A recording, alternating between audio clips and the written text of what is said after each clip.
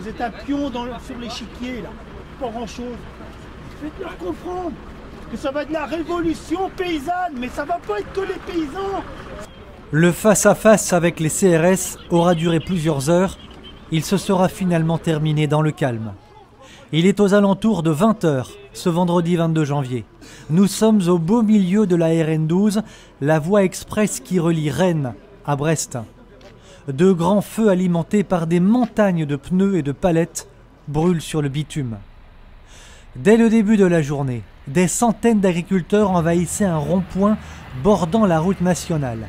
Rapidement, on craint l'affrontement, car des dizaines de CRS arrivent sur les lieux. Ces derniers veulent empêcher les manifestants de bloquer cette voie express sur laquelle circulent 60 000 véhicules par jour. Ils n'y parviendront pas. Quelques minutes plus tard, 300 agriculteurs descendent sur la route, la bloquent et s'installent durant plus de 6 heures à hauteur de la commune de Tramin.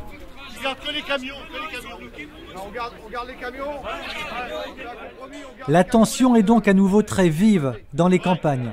Pourquoi ? Parce que depuis les très grosses manifestations de l'été 2015, rien n'a évolué.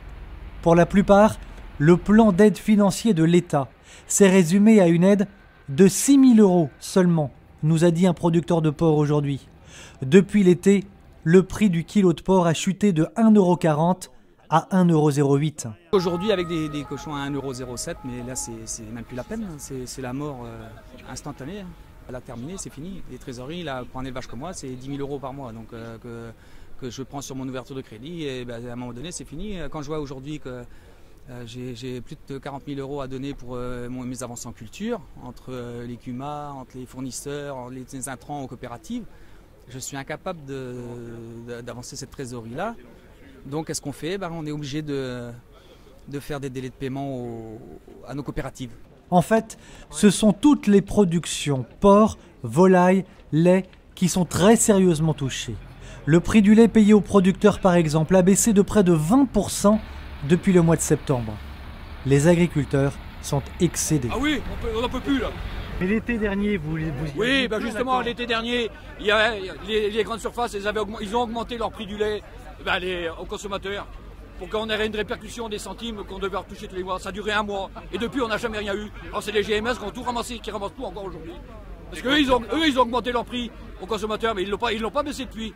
Alors qui c'est les nadons ? C'est nous.